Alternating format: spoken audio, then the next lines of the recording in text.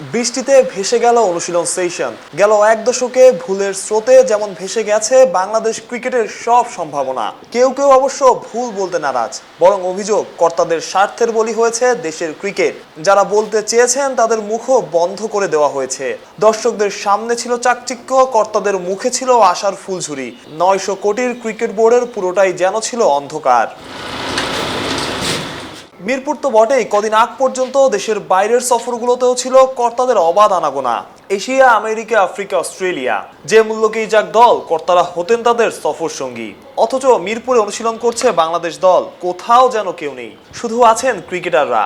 এমনকি সরকার বদলের পর যখন বাংলাদেশ ক্রিকেটের ভবিষ্যৎ শঙ্কায়, তখনও তাদের কাউকে খুঁজে পাওয়া যায়নি। যে যার আখের গুছিয়েছেন, যেন নিখোঁজ বিজ্ঞপ্তিতে ছেয়ে গেছে পুরো বিসিবি। এতে বোঝা যায় যে তারা তাদের দায়িত্বটা ঠিকমতো সে সময় পালন করেনি। যদি ঠিকমতো পালন করতেন তাহলে আমার মনে হয় তারা সাহস করে আসতে পারতেন।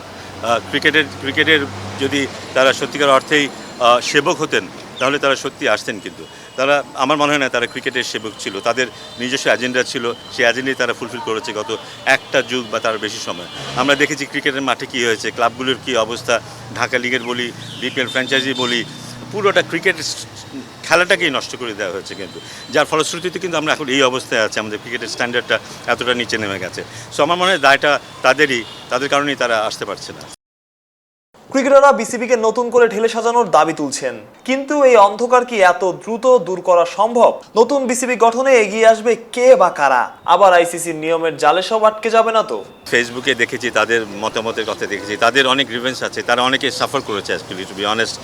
বিকেএসপির অনেক ডিসিশনের কারণে তারা নিজেরাও সাফার করেছে, ফ্রাস্ট্রেটেড হয়েছে, ডিপ্রেশনে ভুগে গেছে, যেটা হওয়া একেবারেই উচিত হয়নি।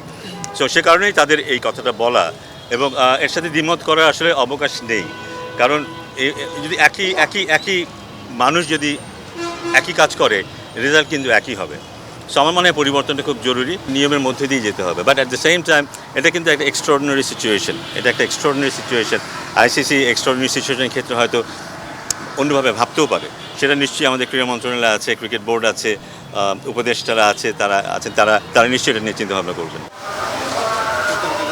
দেশে নতুনের হাওয়া বইছে। মরচে ধরা ক্রিকেট কাঠামো ক্ষণিকের রঙে রঙিন না হোক, যোগ্যদের নিয়ে শুরু হোক নতুন পথ চলা।